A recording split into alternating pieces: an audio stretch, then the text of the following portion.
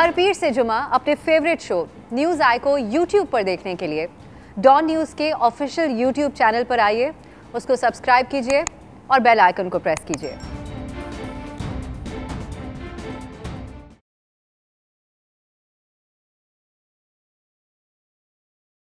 अस्सलाम वालेकुम, मैं हूं अफसा कोमल। कौमी सलामती की पार्लिमानी कमेटी का इजलास हुआ, जिसके बाद से एक ज़ेर बहस है ये मामला कि हुकूमत किन बुनियादों पर TTP के साथ मुज़ाकरात करने जा रही है। ख़ासकर अपोजिशन की तरफ से सख्त तनकीद का सामना है।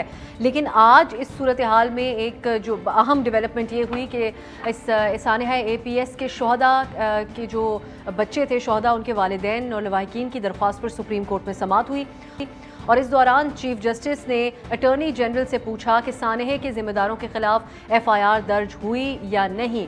तो इसके जवाब में अटॉर्नी जनरल ने कहा कि आला हुकाम के खिलाफ FIR नहीं हो सकती। चीफ जस्टिस ने कहा कि यह एक संगीन नौयत का मामला है और इस पर वज़ीर आज़म से ही जवाब तलब करेंगे। और फिर क्या हुआ, वज़ीर आज़म इमरान खान अदालत में पेश हुए और चीफ जस्टिस ने इस मौके पर उनसे कहा कि आप बताएं, सानहा APS किसने होने दिया, पूरा सिक्योरिटी सिस्टम कहाँ था। वज़ीर आज़म ने जवाब में कहा कि 1 मिनट जज साहब, आप ठहर जाएं, बच्चों के वालिदैन को अल्लाह सब्र दे, हम मुआवजा देने के अलावा और क्या कर सकते हैं। APS लवाहिकीन का दुख है तो जो 80,000 लोग हैं दीगर, उनका भी हमें दुख है। प्राइम मिनिस्टर साहब ने कहा कि ये पता लगाएं कि 80,000 अफराद किस वजह से मारे गए और 480 ड्रोन हमलों का जिम्मेदार कौन है। इस पर चीफ जस्टिस ने कहा कि ये सब पता लगाना आपका काम है, आप वज़ीर आज़म हैं, बतौर वज़ीर आज़म इन सारे सवालों का जवाब आपके पास होना चाहिए। जस्टिस काजी अमीन ने कहा कि हम कोई छोटा मुल्क नहीं है, दुनिया की 6ठी बड़ी आर्मी हमारी है, आप मुजरिमान को टेबल पर मुज़ाकरात के लिए ले आए हैं, क्या हम एक बार फिर सरेंडर डॉक्यूमेंट साइन करने जा रहे हैं। चीफ जस्टिस ने कहा कि सिपाहियों को सज़ा दे दी, असल कार्रवाई ऊपर होना थी, क्यों नहीं हुई। वो तनख्वाहें ले रहे हैं, मराहत ले रहे हैं और लेकिन दुनिया की बड़ी इंटेलिजेंस है, मगर अपने लोगों की सिक्योरिटी के मामलात आएँ तो एजेंसियां नाकाम हो जाती हैं। ये इस किस्म के रिमार्क्स आज अदालत की तरफ से सामने आए। प्रोग्राम में आज जानने की कोशिश करेंगे कि TTP के हवाले से जो मामलात क्या होने चाहिए, आगे मुज़ाकरात होने चाहिए या नहीं होने चाहिए। जब ये सब कुछ है, ये जज्बात और सेंटिमेंट जो आज खुल के सामने आए APS के शहदा के लवाहिकीन की तरफ से, एक और बड़ी अहम खबर सामने आई। फवाद चौधरी ने उस दिन कहा था कि अफगानिस्तान की जो तालिबान हुकूमत है वो मुज़ाकरात में अपना भरपूर रोल अदा कर रही है। फिर खबरें भी आई इस हवाले से, लेकिन अमरीकी अखबार ने आज ये दावा किया है कि ज़बीउल्लाह मुजाहिद जो इत्तलात के वज़ीर हैं तालिबान के, उन्होंने ये कहा है कि अफ़गानिस्तान की तालिबान हुकूमत के साथ जो अफ़गानिस्तान की तालिबान हुकूमत है वो सरकारी सतह पर कोई किरदार अदा नहीं कर रही पाकिस्तान के TTP के साथ मुज़ाकरात के हवाले से। ये सारे मामलात एक तरफ हैं, दूसरी तरफ अपोजिशन का भी जिक्र करेंगे प्रोग्राम में, जो कि बहुत एक्टिव हुई है। शहबाज शरीफ साहब ने एक इशाया दिया, उसके बाद कल आपने ये भी देखा होगा कि पार्लियामेंट के अंदर 2 बिल मंजूर नहीं करने दिए गए हुकूमत को, जब मुत्तहिद हुई अपोजिशन, क्योंकि इस अज़्म का इजहार किया गया उनकी तरफ से कि पार्लियामेंट में अपोजिशन अब एक होकर रहेगी। लेकिन उसके बाद जो है वो आज प्राइम मिनिस्टर साहब थोड़ी देर पहले एक तकरीब में थे, वहाँ पे वो अपने इत्तेहादियों और अपने अरकान से कह रहे थे कि कल का जो जॉइंट सेशन है उसमें आप जिहाद के तौर पे शामिल हों। लेकिन उसके कुछ ही लम्हों के बाद ये खबर सामने आई वज़ीर इत्तलात के तवस्सुत से, उन्होंने आके कहा कि कल का जॉइंट जो सेशन है उसको मौखर किया जाता है, मुलतवी किया जाता है। और इस दौरान स्पीकर साहब जो हैं वो अपोजिशन के साथ उनको कायल करने की कोशिश करेंगे और कुछ मुशावरत करेंगे। लेकिन दूसरी तरफ खबर ये भी है, जो इत्तलात है, कि इसी तकरीब में जहाँ प्राइम मिनिस्टर साहब ने जिहाद का कहा, उनके इत्तेहादियों ने जाके कहा कि हमें EVM के हवाले से एतमाद में नहीं लिया गया और हम अंधी हिमायत नहीं कर सकते हुकूमत की हर चीज़ में, जिसकी वजह से ये जॉइंट सेशन मुलतवी किया गया है। बात करेंगे इस बारे में भी कि क्या अपोजिशन मुत्तहिद होकर हुकूमत को पार्लियामान के अंदर अब टफ टाइम फाइनली देना शुरू हो चुकी है। इस मामले पर बात करने के लिए हमने दावत दी है सलीम साफ़ी साहब को और फ़ाद हुसैन साहब को। आप दोनों किसी तारुफ के मोहताज नहीं है, बहुत शुक्रिया आपका। लेकिन हमारे साथ हसीब भट्टी साहब भी मौजूद हैं, जो नुमाइंदा है डॉन न्यूज़ के, और आज की जो अदालती कार्रवाई है उन्होंने कवर किया है। तो मैं आगाज़ में हसीब भट्टी साहब आपसे ये जानना चाहूँगी, या हमने कमो बेश जो मकालमा अदालत में हुआ और जो रिमार्क्स सामने आए वो उसका जिक्र भी किया है, मीडिया में रिपोर्ट भी हो रहा है, आप वहाँ पर मौजूद थे, आंखों देखा हाल क्या था प्राइम मिनिस्टर साहब जब पेश हुए। एक तो बॉडी लैंग्वेज का भी मैं ज़रूर पूछना चाहूँगी, और दूसरा फिर क्या ऐसी मोमेंट्स थी जो काबिल जिक्र हैं अभी जिसके बारे में बात होनी चाहिए। देखिए, जब सुबह अटॉर्नी जनरल ने जब ये समाअत शुरू हुई तो अटॉर्नी जनरल ने जो गुज़श्ता समाअत यानी कि 20 अक्टूबर का जो अदालती ऑर्डर था उस हवाले से अदालती ऑर्डर के हवाले से अपनी जो सिफारिशात थी वो पेश की और जिस पर अदालत ने सख्त बरहमी का इज़हार किया। उन्होंने कहा लगता है कि आपके वज़ीर आज़म ने हमारा पिछला ऑर्डर नहीं पढ़ा, लिहाजा हम वज़ीर आज़म को ही बुलवा लेते हैं। उस पर दरमियान में वक्फा हुआ। वक्फे के दौरान अटॉर्नी जनरल जाके प्राइम मिनिस्टर से मिले। फिर उस वक्फे के बाद प्राइम मिनिस्टर जब आए तो बजाय तो प्राइम मिनिस्टर जैसे उनका इससे पहले पनामा में हम देखा करते थे, इसी सुप्रीम कोर्ट के अंदर, इसी कोर्ट रूम के अंदर वो आया करते थे और उसी तरीके से दौड़ते हुए सीढ़ियां चढ़ते हुए आए। लेकिन जब कोर्ट रूम में पहुंचे, कोर्ट रूम आज बहुत ज्यादा रश थी क्योंकि वकला की भी बड़ी तादाद थी। इसके अलावा सानिया के जो लवाहिकीन हैं उनकी बड़ी तादाद वहां पर मौजूद थी। तो प्राइम मिनिस्टर उसी सीट के ऊपर जाकर बैठे जहां पर पहले बैठा करते थे। और चीफ जस्टिस ऑफ पाकिस्तान ने समाअत के जब दोबारा शुरू होती गई तो उन्होंने कहा प्राइम मिनिस्टर साहब आप हमारे लिए काफी बाइज्जत हैं, मोतबर हैं, लिहाजा आप रोस्टम पर आ जाएं। रोस्टम पर आते सारी कहा कि उनसे ये सवाल किया गया कि आज इतना टाइम हो चुका है सानिया आर्मी पब्लिक स्कूल का, तो आपकी हुकूमत इस हवाले से क्या कर रही है। जिस पर प्राइम मिनिस्टर ने, जैसे अभी आपने बताया कि प्राइम मिनिस्टर ने वही अपना शुरू किया कि जी मैं तो शुरू से ही इसके खिलाफ था कि जी आप इत्तेहादी ना बने, अमेरिका के इत्तेहादी बने, हमें यही नहीं पता हम किसको मार रहे हैं, इस तरह की चीजें की। तो जजेस ने इस मौका पर उन्हें टोका, उन्हें कहा कि ये चीजें आप छोड़े, आप इस वक्त जिस मकसद के लिए आपको यहाँ पर आए हैं वो बताएं कि आप क्या कर रहे हैं। उस पर उन्होंने ये रिमार्क दिए कि जी मेरी क्योंकि गवर्नमेंट नहीं, उस वक्त केपी में गवर्नमेंट थी और केपी में गवर्नमेंट ने जो उनको मुआवजा भी दिया, बड़ी चीजें दी, जिस पर जस्टिस इजाजुल हसन ने फौरन उनको लुकमा दिया कि अगर आप इस तरह की बात करेंगे तो ये उनके लिए नमकपाशी होगी, पैसे की बात करेंगे तो। फिर उसके बाद प्राइम मिनिस्टर ने बार बार मुख्तलिफ सवालात उनसे होते रहे। उन्होंने आर्मी पब्लिक स्कूल के अलावा टीटीपी की और बाकी चीजों के हवाले से बताया, बलोच लहती पसंदों के हवाले बिल्कुल, ये सबका जिक्र हुआ। भट्टी साहब बहुत बहुत शुक्रिया आपका। और ये यकीनन आपकी नज़र में वही उनकी बॉडी लैंग्वेज जिस तरह आमतौर पर वैसा ही मामला आपको नजर आया। आपके वक्त का बहुत शुक्रिया।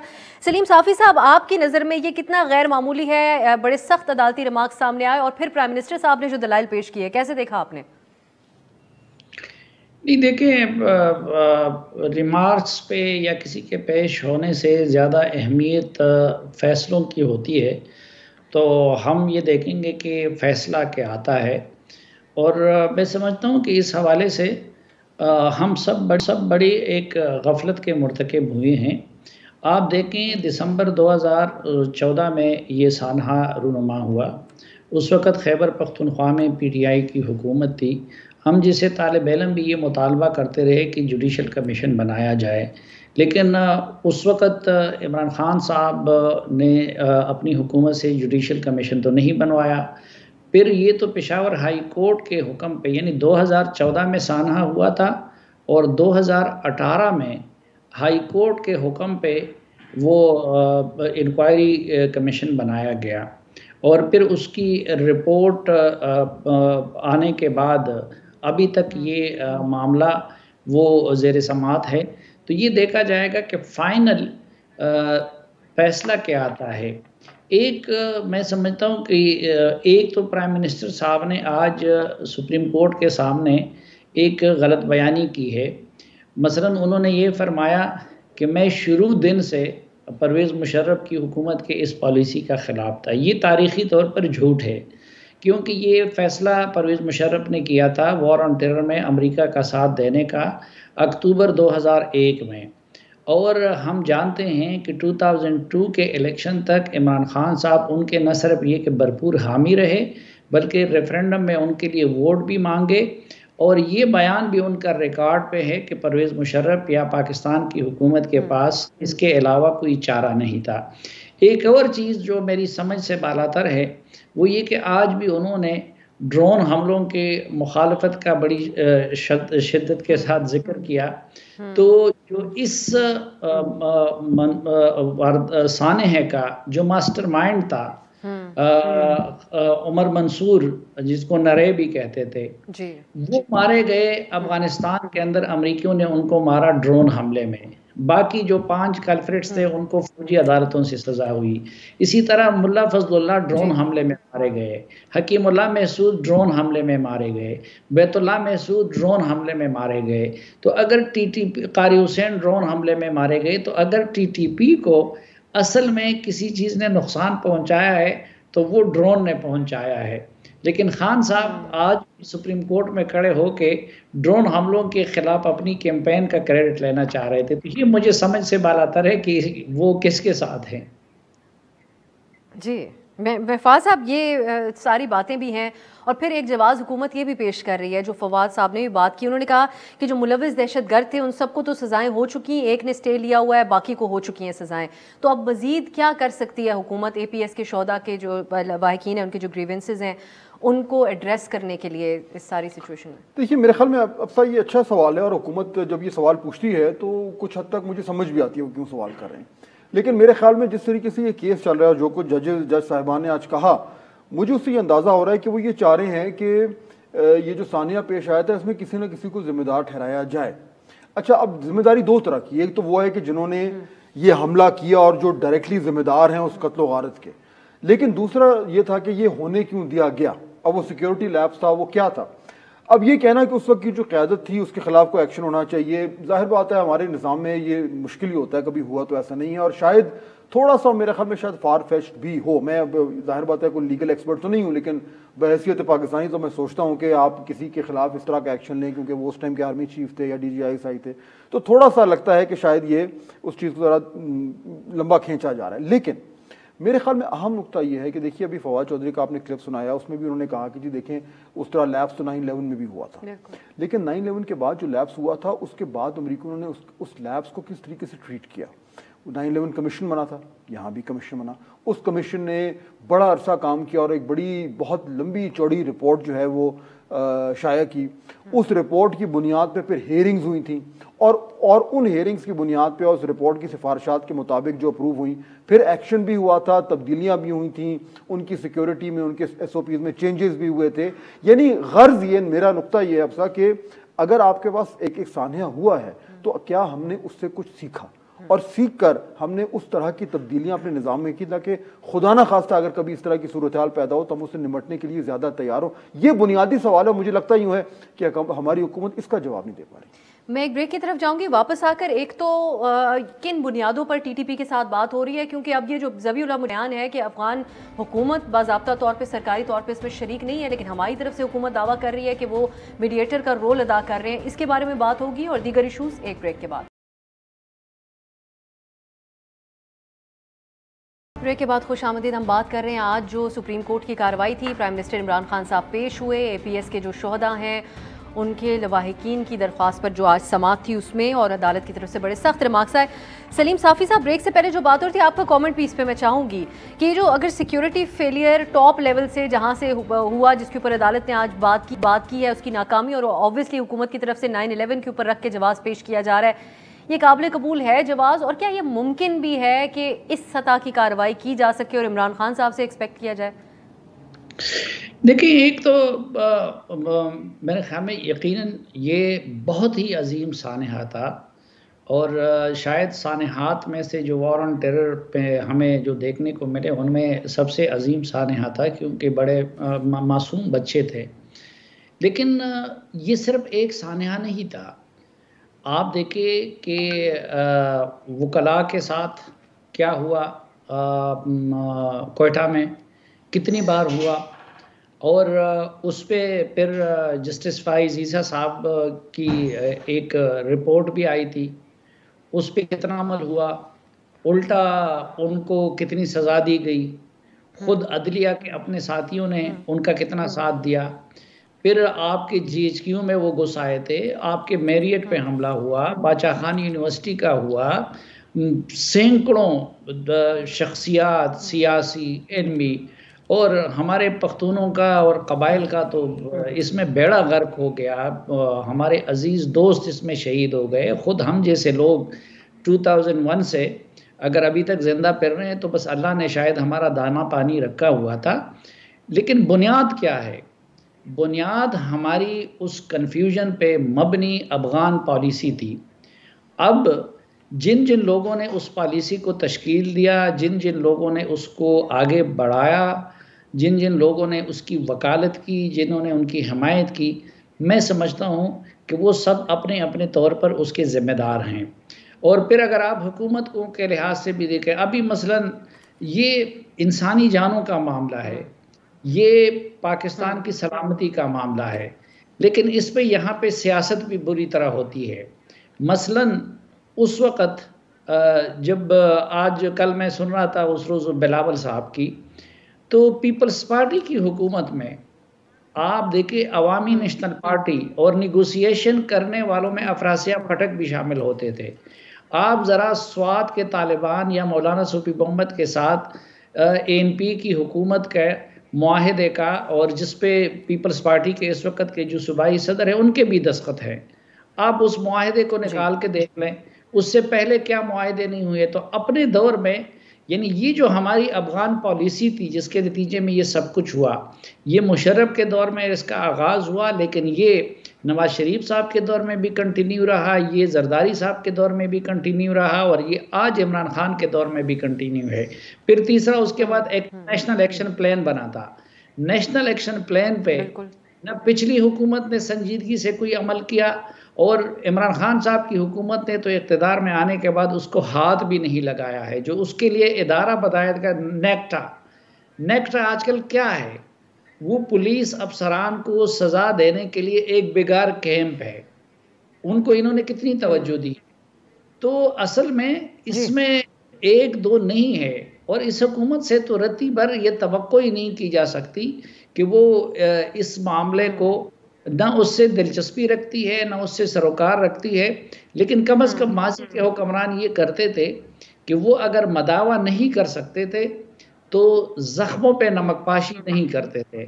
इमरान खान साहब का ये कमाल है कि उस वक़्त भी आपने देखा होगा कि ये वाक़या हुआ, और महीने बाद जब वो उधर गए तो इन्हीं लवाहिकीन ने उनके खिलाफ नाराबाजी की, क्योंकि उससे पहले कुछ इमरान खान साहब ने ऐसे कुछ किया था कि जो उनके जख्मों पे नमकपाशी के मुतरादिफ था। या आज भी वो जब इस तरह बेरुखी से कहते हैं कि जी पैसे तो हमने दे दिए हैं। और इसमें एक और भी बड़ा मसला है कि किसी भी हुकूमत ने, खुसूसन इस हुकूमत ने, उन लवाहिकीन को एतमाद में भी नहीं लिया, उनके सामने पूरे हक़ाइक़ भी नहीं लाए गए, उनको ये नहीं बताया गया कि भाई नरे के साथ क्या हुआ है, जो बाकी कल्प्रिट्स हैं उनके साथ क्या हुआ है। तो असल मसला स्टेट और उन लवाहिकीन या मुतासरी उनके दरमियान ट्रस्ट के फक़दान का भी है। बुनियादी बात यही है। फाज़ साहब, हमने कल प्रोग्राम में भी इसके ऊपर बात की, हम हुकूमत का पॉइंट ऑफ व्यू सुन रहे थे।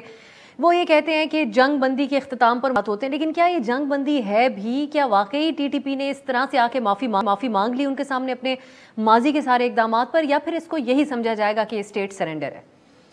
देखिए, मेरे ख्याल में थोड़ा सा कबल वक्त है ये फैसला करना। उसकी वजह ये कि अभी जो सुनने में आ रहा है और जो ज़राए में बता रहे हैं वो ये है कि ये जो मुज़ाकरात हैं ये उस सतह पर हैं कि अभी सिर्फ बेसिक इंगेजमेंट हो रही है, और अपने अपनी जो भी आपके दोनों साइडों के जहन में जो नुकात हैं उनको एक दूसरे से शेयर किया जा रहा है। यानी इसमें जाहिर बात है कि उस साइड से भी उन्होंने कुछ अपनी शराइत हैं वो सामने रखी हैं। पाकिस्तान की शराइत जो हैं वो कुछ हद तक तो बिल्कुल वाज़े हो गई हैं कि जो कुछ भी होगा वो पाकिस्तान के आइन के तहत होगा।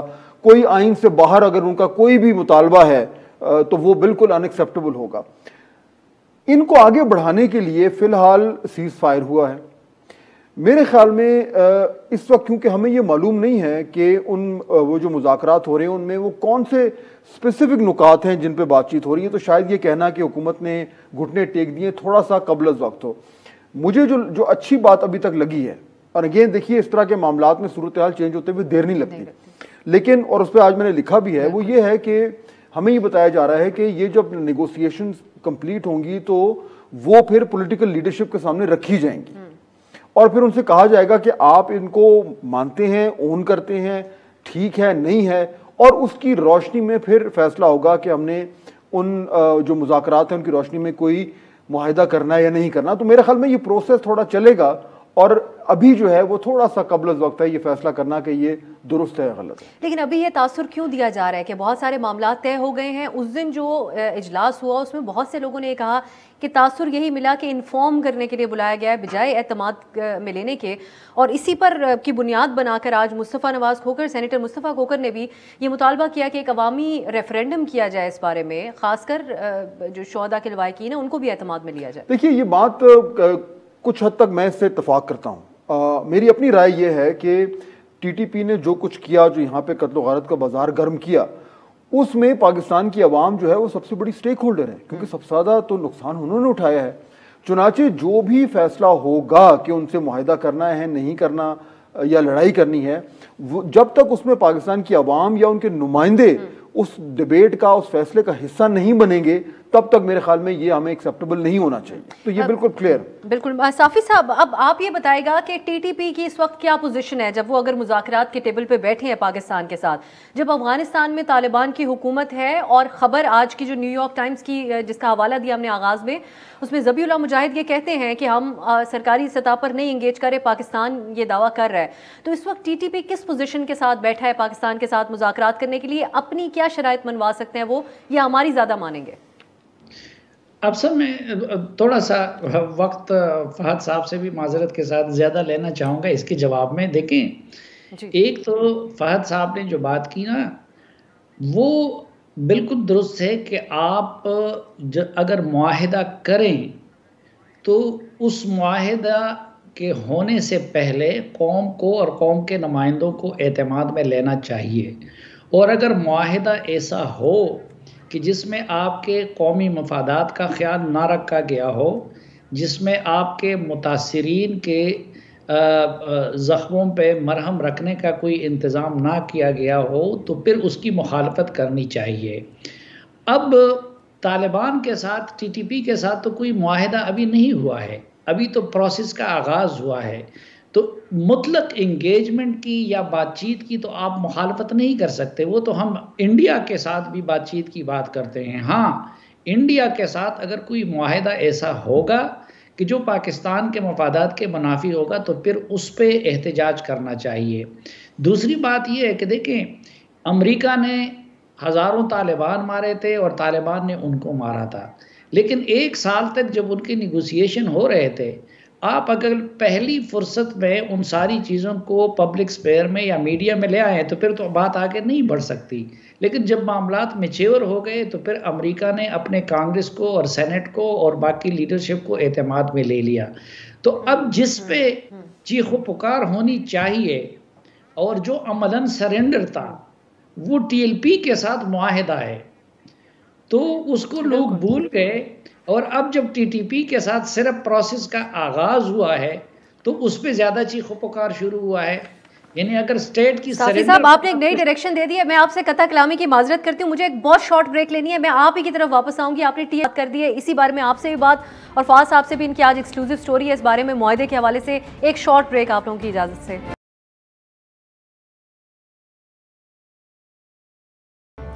ब्रेक के बाद खुशामदीद। साफी साहब, ब्रेक से पहले आप जो बात कर रहे थे तो टीएलपी वाली, वो भी बात कीजिएगा। दूसरा मेरा जो एक ये सवाल था, इस पे आपका खास कमेंट मैं चाहती हूँ कि जब तालिबान की हुकूमत इसको ऑन नहीं कर रही है कि वो फैसिलिटेटर का किरदार बीच में सहूलतकार का अदा कर रहे हैं टीटीपी के साथ मुज़ाकरात में, तो फिर ये किस तरफ इशारा करता है? और आज उनके एफएम यहाँ पे पाकिस्तान में के दौरे पे भी हैं। नहीं, मेरे ख्याल में पता नहीं ज़बीउल्लाह मुजाहिद साहब ने ये किस कंटेक्स्ट में बात की है। अब हकीकत ये है कि मैं तो शुरू दिन से ये अर्ज़ करता रहता हूँ कि टीटीपी वो अफ़गान तालिबान से अलग कोई चीज़ नहीं है। उनकी जद्दोजहद, आज भी मेरा आर्टिकल छपा है और जिसमें मैंने सारा बैकग्राउंड दिया था कि ये शुरू हुआ था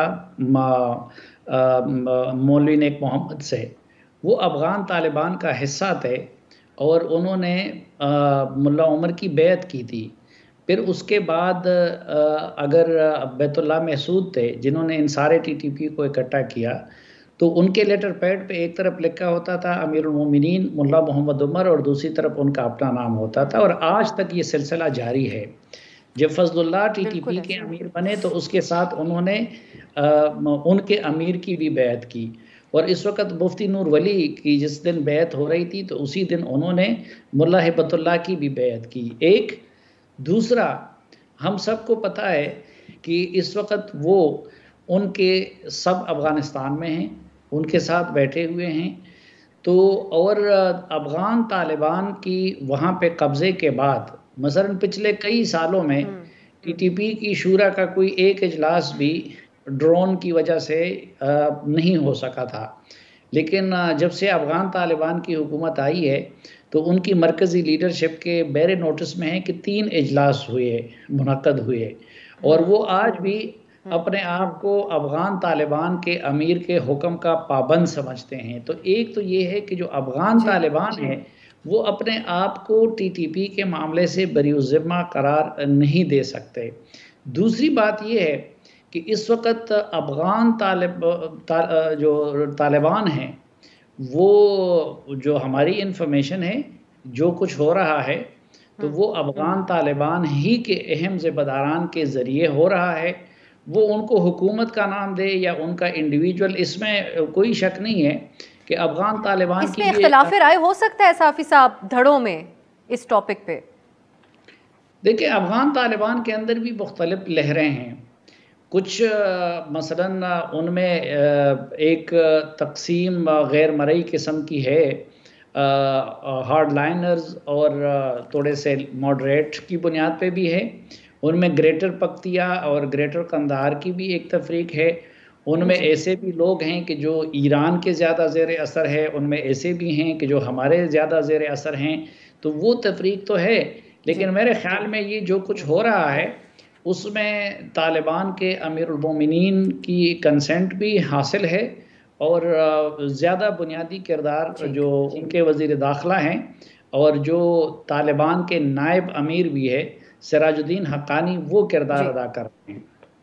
वो किरदार अदा करें, बिल्कुल सही। साहब आप टीएलपी की बात करते हैं, मैं फाज साहब का कमेंट पहले ले लेती हूँ। सर, आपकी आज की जो स्टोरी थी उसमें आपने इस बात का बड़ा अहम जिक्र किया कि जो टीएलपी के साथ मुआहदा है उसमें प्राइम मिनिस्टर साहब चाह रहे थे फोर्स का इस्तेमाल हो, दूसरी तरफ से फ़ौज की तरफ से समझा गया कि ऐसा नहीं होना चाहिए। तो फिर हम इतने अपने शोज़ के अंदर बैठ के हुकूमत को क्यों तनकीद का इतने दिन से निशाना बना रहे हैं कि इन्होंने क्या ऐलान कर दिया कि हम स्टेट की रेट को चैलेंज नहीं होने देंगे, अगर बाद में इख्तलाफ दूसरी तरफ से आ गया था कि फ़ोर्स का इस्तेमाल, स्टेट की रेट को बहाल किसी और तरीके से तो किया नहीं जा सकता फोर्स को इस्तेमाल किए बगैर। देखिए, ये बड़ा मुश्किल फ़ैसला था और उसकी दो तरीके से हम उसको देख सकते हैं। एक तो ये कि एग्जैक्टली हुआ क्या, और हुआ वही जो मैंने आज लिखा है कि पहला जो रद्द-ए-अमल था गवर्नमेंट का वो ये था कि इनके खिलाफ फोर्स इस्तेमाल करें। अच्छा, अब फोर्स कौन सी इस्तेमाल करें? पुलिस तो फेल हो गई थी, पीछे फिर रेंजर्स डिप्लॉय हो गई थी। अब रेंजर्स को इस्तेमाल करने का मतलब है कि उसकी जो क़यादत है वो तो मिलिट्री लीडरशिप करती है, लेकिन हुकूमत ने पहले ही पोजीशन ले ली थी कि हमने किसी को रियासत की रेट चैलेंज करने की इजाज़त नहीं देनी। उसके बाद 2 दिन बाद मेरे ख्याल में फिर नेशनल सिक्योरिटी कमेटी की मीटिंग हुई, उसमें उससे पहले वज़ीर आज़म ने ऑथराइज़ कर दिया था कि अगर ज़रूरत आती है तो आप ताकत का इस्तेमाल करें। लेकिन जो मिलिट्री लीडरशिप है उसने बाद में उस मीटिंग में ये एडवाइस दी कि हमारे ख्याल में ताकत का इस्तेमाल नहीं होना चाहिए और उसकी उन्होंने वजूहात बयान की। उसके बाद फिर फैसला, यानी कुछ इंप्रेशन शायद ये गलत जा रहा है कि मिलिट्री ने गवर्नमेंट को या प्राइम मिनिस्टर को ओवर रूल कर दिया। ऐसा नहीं हुआ। उन्होंने अपनी सजेशन दी थी, अपनी राय दी थी और कहा था कि हमारे ख्याल में ऐसा नहीं होना चाहिए, लेकिन अगर आप ऑर्डर करेंगे तो फिर हम करेंगे। तो उसमें फिर फैसला ये हुआ था कि नहीं, हमें फिर ताकत का इस्तेमाल नहीं करना चाहिए। जो पहले वो कह रही थी गवर्नमेंट, उससे वो पीछे हटी और उसके बाद फिर मुज़ाकरात का सिलसिला जो है वो आगे बढ़ा। अब सवाल ये बनता है कि क्या उससे अगर ताकत का इस्तेमाल करते हैं तो रेट इस्टेब्लिश होती है ना होती, ये मुश्किल सवाल है। जो दूसरा मौक़िफ़ था जो फिर हावी हुआ वो ये था कि जी अगर आप ताकत का इस्तेमाल करेंगे तो उससे मसाइल में इजाफा होगा, कमी नहीं होगी। और हम देख चुके हैं कि क्या हुआ है। मॉडल टाउन का वाकया हमें याद है, लाल मस्जिद का वाकया हमें याद है। तो मेरे ख्याल में ये अगर मैं कहूँ कि जी रेट जो है वो कायम नहीं हुई, लेकिन मुआहिदा अब सामने आने वाला है। 10 दिन, 8 दिन, 9 दिन में, उसमें से 2 दिन तो गुजर चुके हैं। उससे हमें क्लियर हो जाएगा कि उसमें कितने हद तक रियासत ने घुटने टेके हैं या किस हद तक रियासत ने अपनी बात मनवाई है, वो सामने आएगा तो फिर मेरे ख्याल है मैं और आप साफी साहब बैठ के उसको भी जो है अच्छी तरह उसका रिव्यू करेंगे और उस पर तनकीद भी अगर जरूरत ही तो करेंगे। हम इसके ऊपर इसको भी एनालाइज करवाएंगे जब आएगा मुआहदा सामने कि ये जो डिले किया गया इसको खुफिया रख के उससे क्या हासिल कर लिया गया, इस पर खास डिबेट होगी। एक ब्रेक की तरफ जाते हैं, वापस आके बात करेंगे। ऑपोजिशन ने पार्लियामान में कुछ अपनी प्रेजेंस शो कराई है और हुकूमत को टफ टाइम दिया है, बात करते हैं ब्रेक के बाद।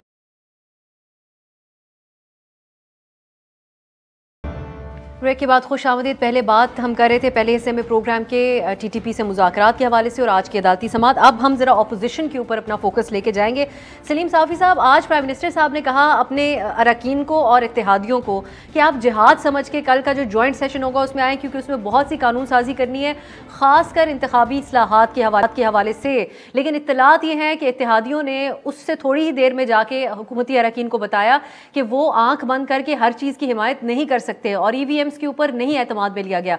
ये एक ऐसा 1 पॉइंट एजेंडा है इंतखाबी इस्लाहात और EVMs का, जिसके ऊपर हुकूमत ने बहुत अरसे से इसके ऊपर वो बातचीत कर रही है।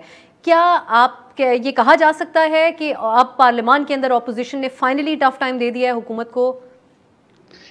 अब ये बड़ी बदकिस्मती की बात है कि इस हुकूमत में जो हमारे दीनी और शरई इस्तिलाहात है उनके साथ भी बड़ी ज़्यादती मुसलसल हो रही है। मसलन जिस तरह के रियासत मदीना एक मुक़द्दस लफ्ज़ है और बार बार उसको सियासी मकासद के लिए इस्तेमाल किया जा रहा है।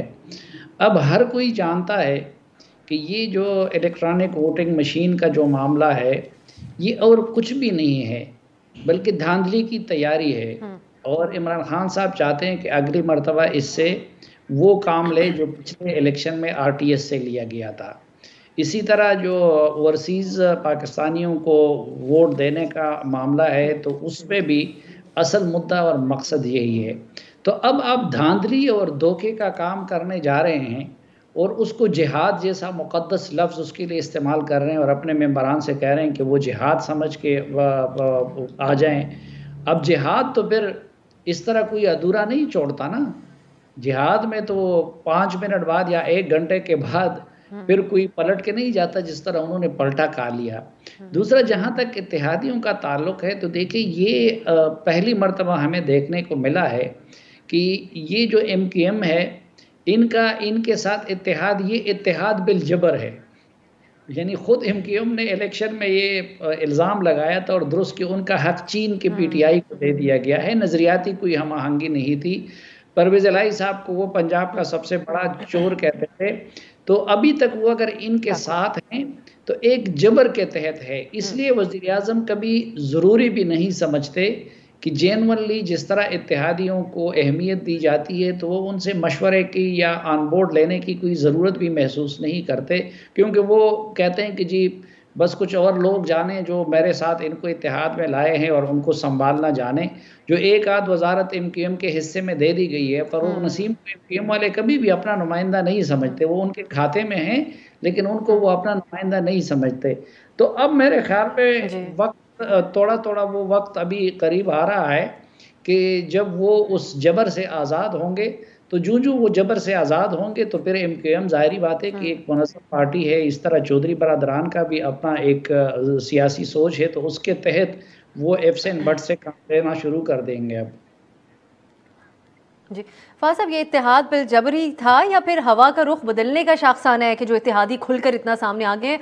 और फिर और दूसरा भी मैं एक सवाल रख देती हूँ, अपोजिशन जो अब शहबाज साहब ने इशाया दिया और इकट्ठे हो गए हैं, तासुर यही जाएगा कि ओवरऑल टफ टाइम नहीं दे सके किसी भी वक्त हुकूमत को? अब जब सारे मामलात हुकूमत के लिए बिगड़े हुए हैं, महंगाई हो या दीगर इशूज़ हो, तो उस वक्त वो निकल के सामने आ गए हैं, तो ये उनकी जीत तो नहीं कहा जा सकता इसको? देखिए, मेरे ख्याल में हालात कुछ इस तरह के बन रहे हैं कि अपोजिशन को ये लग रहा है कि शायद उनको वो स्पेस मिल जाए जो पहले नहीं मिल रही थी। ये बात दुरुस्त है कि ये जो इत्तेहादी हैं इनको यानी ये कुछ रज़ाकाराना तौर पर तो नहीं आए। वो जो भी 2018 में जो एक फार्मूला बना था और उसके तहत एक रूलिंग कोलिशन बनी थी, उसमें उस खाते में वो आ गए। अब मामला कुछ यूँ है कि हालात वो नहीं है जो आज से 3 साल पहले थे, और पिछले 1 महीने में तो हालात और ख़राब होने शुरू हुए हैं। और इस वक्त बिल्कुल वाज़ेह तौर पर ये नज़र आ रहा है अब कि हुकूमत की पोजीशन कमज़ोर होती जा रही है, सिर्फ एक इशू पे नहीं, मजमूई तौर पर एक तासुर ये बनता जा रहा है। अच्छा, ये जो मामला हुआ, अब देखें ना, पिछले अगर आप 24-48 घंटे में देखें कितनी तेज़ी से डेवलपमेंट्स हो रही हैं। 2 बिल इनको नेशनल असम्बली में इनको शिकस्त हुई है, और उसके बाद ये जो अभी हुआ है जॉइंट सेशन का, ये तो बहुत ही इसकी यानी अहमियत का हामिल है। न सिर्फ ये आपने कहा कि वो इत्तेहादियों का मसला था, मैं ये भी सुन रहा हूं कि इनके अपने रैंक्स में भी कोई मसला था। अच्छा। और इनके नंबर्स पूरे नहीं हो रहे थे, इसलिए इनको मजबूरन ये कॉल ऑफ करना पड़ा। इसका क्या मतलब है? इसका मतलब ये है कि जो तासुर बनता जा रहा है कि हुकूमत कमजोर हो रही है, अब वो तासुर की वजह से हकीकतन भी मामला उस तरफ जा रहे हैं कि पार्लियामेंट के नंबर्स जो हैं वो कुछ डगमगा रहे हैं। तो अगर आज आप पीटीआई की क़यादत हो अफसा, तो घबराने का वक्त आ रहा है। घबराने का वक्त। साफी साहब जी, मैं थोड़ा सा ये जो फहद साहब ने बात की ना कि उनके अपने मेंबरान भी कुछ नहीं चाहते, वो क्यों नहीं चाहते, इस पर किसी ने गौर किया है? वो इसलिए नहीं चाहते कि उनको पता है कि ये इमरान खान साहब धांधली की तैयारी कर रहे हैं, और उन मेंबरान और इवन बहुत सारे वज़रा को पता है कि हम अगला इलेक्शन पीटीआई के टिकट पे नहीं लड़ेंगे। तो उनको पता है कि ये मशीन हमारे खिलाफ इस्तेमाल होगा, इसलिए पीटीआई के अंदर भी बहुत सारे मेंबरान इसके हक पे नहीं है। अगर ऐसा है तो बहुत ही अलार्मिंग बात है हुकूमत के लिए। देखते हैं ये कैसे डेवलप होता है आने वाले दिनों में। सलीम साफी साहब, बहुत बहुत शुक्रिया आपका, और फहद हुसैन साहब आपका भी बहुत बहुत शुक्रिया। इत्तेहाद एक तरफ हैं, वो अगर मेंबरान भी अलग होने लगे हैं तो यकीनन आने वाले दिनों में हम नज़र रखेंगे कि हुकूमत के लिए ये सारी सूरत हाल क्या रुख इख्तियार करती है। आज के लिए इजाज़त दीजिए, खुदा हाफिज़।